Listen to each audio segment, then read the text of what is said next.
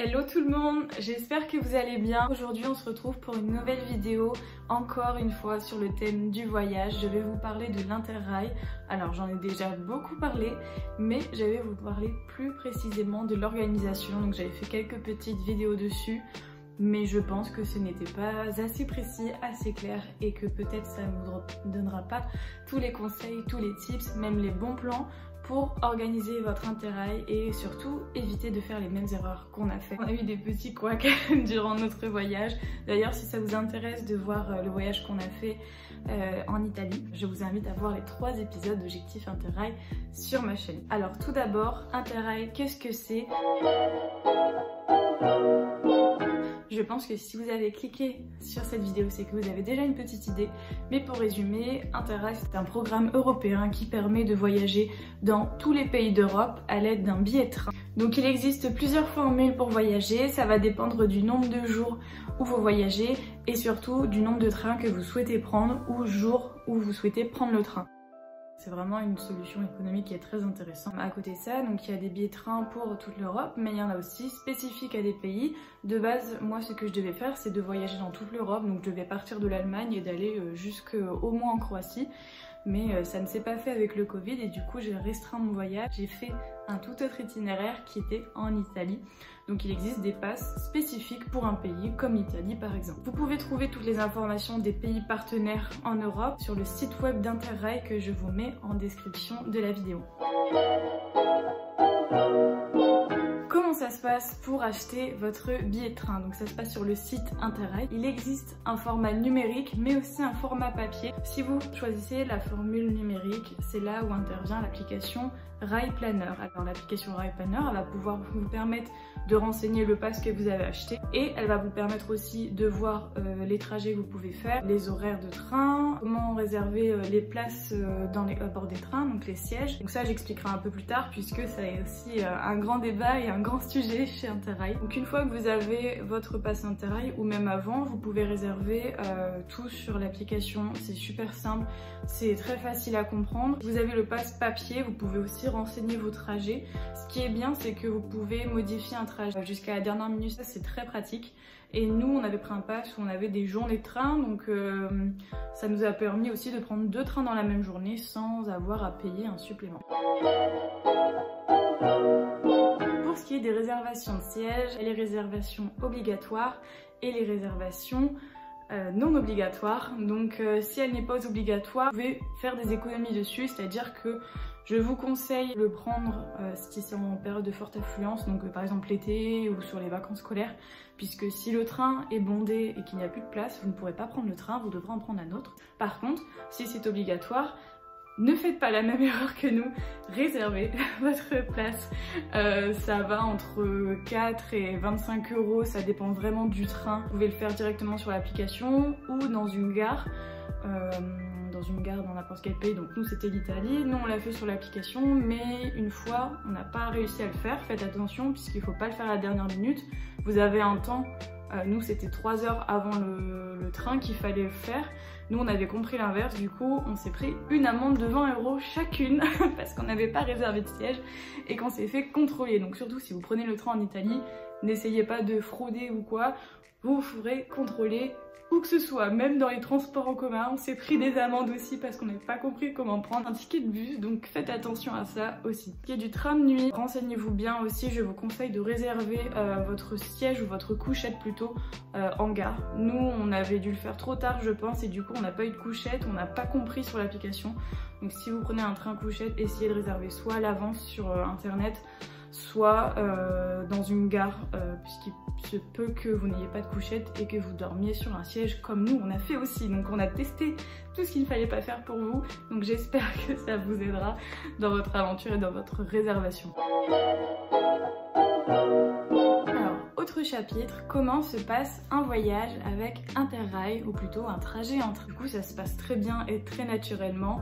Si vous avez un siège de réservé, il suffit d'aller à votre siège. Si vous n'avez pas de siège, vous prenez un siège au hasard, notamment si c'est une sorte d'intercité. Vous avez votre billet soit sur votre passe-papier, soit sur votre application. Sur l'application c'est un QR code comme en France. Vous montez à bord, si vous faites contrôler, vous montrez votre passe Interrail, votre réservation de siège. Il n'y a pas de mauvaise surprise, il n'y a pas de piège, donc surtout y allez-y, préparez quand même. Mais vous pouvez quand même prendre un train à la dernière minute, c'est pas impossible, ça vous pénalisera en rien du tout. Et surtout ne stressez pas trop s'il y a un train d'annuler ou si vous loupez un train. Il n'y a pas de panique avec l'application Interrail et votre passe. Si vous avez justement des journées de voyage, vous pouvez prendre le train d'après sans avoir un supplément.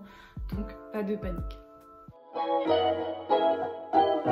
Autre sujet qu'on peut aborder, c'est les logements. Nous, comment on s'est organisé? Alors comme on était deux, on a décidé de prendre des Airbnb puisqu'en Italie c'était pas ce qui revenait le plus cher. On a aussi testé l'auberge de jeunesse, donc pour ça on a utilisé l'application Hostel World. On l'a fait à Rome, donc il y en avait plein. Nous l'auberge était très bien, franchement il n'y a pas de soucis, c'était bonne ambiance. Bon, on a eu quelques galères, on en parlera peut-être dans une autre vidéo anecdote, mais c'était pas de la faute de l'auberge, enfin c'était nous avec notre organisation un peu bancale. On avait tout fait pour être bien organisé, mais il y a toujours ces petites choses, ces petits événements qui font que voilà, des fois on a des galères et que ça se passe pas comme prévu. Mais bon, après on en rit toujours quand on en reparle et c'est ce qui fait les bons souvenirs. Mais du coup, si vous souhaitez dormir en auberge, vous pouvez le faire et c'est les deux solutions les plus économiques bien sûr. Il y a les trains de nuit si vous avez des longs trajets, parce que nous en Italie c'était globalement court. Mais si vous allez d'un pays à un autre, par exemple, je sais pas, vous êtes de Berlin à Zagreb, forcément ça va être plusieurs heures de train, donc ça va vous permettre aussi de passer la nuit dans le train. N'oubliez pas de réserver votre siège et ça va vous permettre d'économiser une nuit à l'hôtel, en auberge ou dans un Airbnb.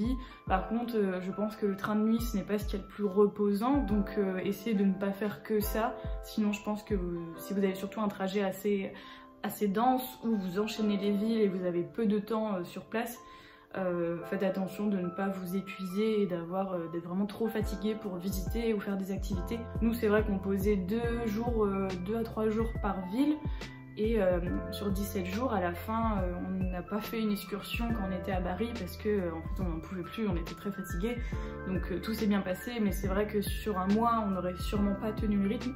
Donc faites attention à ça. Après, si vous êtes un aventurier aguerri et que vous êtes habitué à tout vivre à fond, n'hésitez pas, du coup vous pouvez prendre les trains de nuit comme vous le voulez.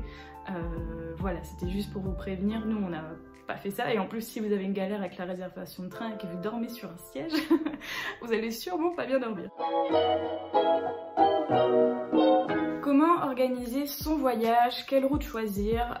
Nous ça a été tout un sujet parce que de base je devais partir avec une amie dans toute l'Europe, donc c'était très compliqué, on savait pas forcément par où passer, on avait envie de tout faire et surtout je reviens sur ce que j'ai dit sur aller vite. En fait des fois je voulais faire des demi-journées ou juste une journée par destination, en fait c'est impossible. N'hésitez pas à vous prendre quelques jours sur place, à profiter quand même. Ne repartez pas frustrés parce que vous n'avez pas pu tout faire. Il faut mieux faire moins de destinations mais mieux les faire. Moi c'est ma vision des choses en tout cas, que de faire le maximum possible, en fait de ne pas avoir profité, d'être trop fatigué ou d'être justement frustré de ne pas avoir pu faire tout ce que vous vouliez faire.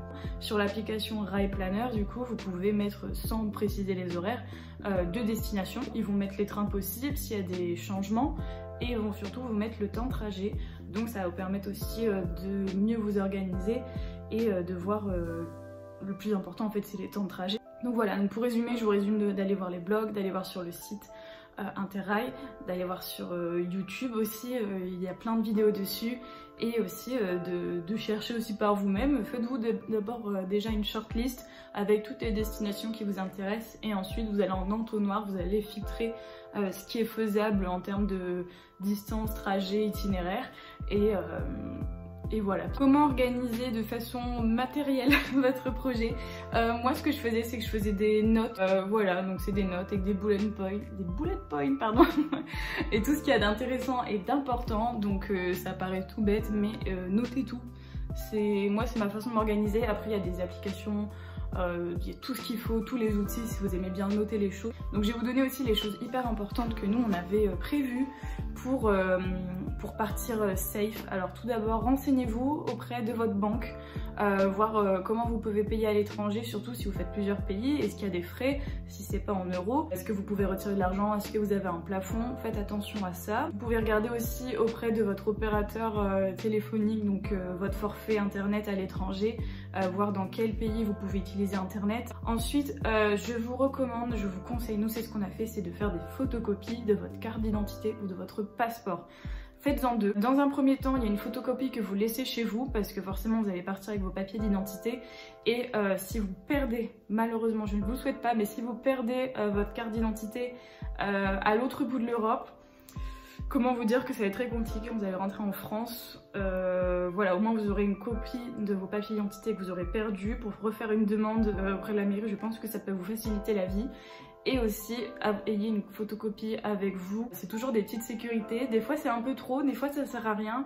Mais c'est toujours rassurant. Et aussi, sur l'assurance maladie, ce que je peux vous conseiller de faire, c'est de faire une demande de carte européenne. Alors, je sais plus le nom exact, je crois que c'est la carte d'assurance maladie européenne. Vous le faites sur le site de la Sécu, le site Amélie, je pense. Je crois que c'est ce site. Ça arrive en une semaine globalement. Et ça vous permet, si vous tombez malade à l'étranger, de vous faire rembourser les frais lorsque vous rentrez en France. Moi je l'ai jamais reçue cette carte. Encore une fois j'ai eu toutes les galères, mais je pense que c'est qu'il y a une erreur dans l'adresse, je ne sais pas, parce que j'avais déménagé. Mais faites cette demande surtout, on sait jamais, ça serait bête de payer l'hôpital parce que vous êtes cassé la cheville, je sais pas où, au Monténégro, donc voilà, faites attention à vous aussi. Autre chapitre, qu'est-ce qu'il y a à mettre dans un sac quand on part en interrail? Je pense que c'est super important, donc je vous retrouve dans ma chambre pour vous présenter tout ça. Voilà, on se retrouve dans ma chambre. C'est le moment où on va préparer notre sac. Bon, je vais pas faire un vrai sac non plus, même si j'aimerais bien partir avec vous, mais c'est pas le sujet. Du coup, on va avoir deux types de sacs. Un si vous partez pas longtemps, par exemple un long week-end, et un si vous partez plusieurs jours au taquet. Donc le premier, c'est un sac avec lequel je suis partie en Irlande. D'ailleurs j'ai un vlog en Irlande pour refaire ma pub, vous êtes intéressés pour voir. C'était mon premier voyage solo, donc je vous invite à aller regarder. Du coup c'est un petit sac comme ça, super, petit sac à dos tranquille, un petit peu design, un petit peu sympa, moderne, on est BG avec, voilà c'est largement suffisant. Et j'ai montré une petite méthode pour ranger vos affaires sans prendre de la place. Donc voilà, ça c'est pour quelques jours. Ensuite, je vous sors le mastodonte. Ça fait bizarre de ressortir.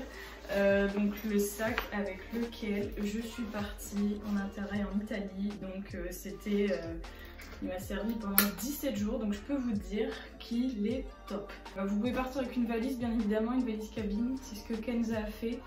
Moi j'ai voulu expérimenter le sac parce que c'est vrai que si vous faites des visites la journée avec un sac justement, c'est un peu plus pratique. Après il faut le porter, mais franchement je suis un petit bout, je fais moins d'1m60 et voilà, j'ai réussi à m'en sortir, donc je pense que vous réussirez aussi, pas de panique. Le sac sans surprise de la Décathlon, voilà. Et il fait 40 litres. Il est renforcé dans le dos, donc en fait ce qui est pratique c'est que ça vous soulage. Vous pouvez l'accrocher devant par la taille et aussi par la poitrine s'il est vraiment lourd. Vous avez plein de rangements au-dessus pour les petits trucs, en dessous caché pour peut-être des trucs plus privés ou qu'on n'aimerait pas se faire voler. Et voilà, donc ça c'est un sac que je vous recommande, c'est super. Puis le sac à dos, ça fait un petit peu aventure, on va pas se mentir. Pour la trousse de toilette, mes indispensables ce sont de l'anti-moustique, des produits de douche miniatures, des pansements et je vous conseille également de prendre du désinfectant au cas où. Je vous conseille de prendre un cadenas évidemment pour les auberges de jeunesse pour pouvoir ranger vos affaires en toute sécurité. Un adaptateur pour votre téléphone. Pensez aussi à prendre une gourde bien évidemment, surtout si vous marchez beaucoup, tout ça.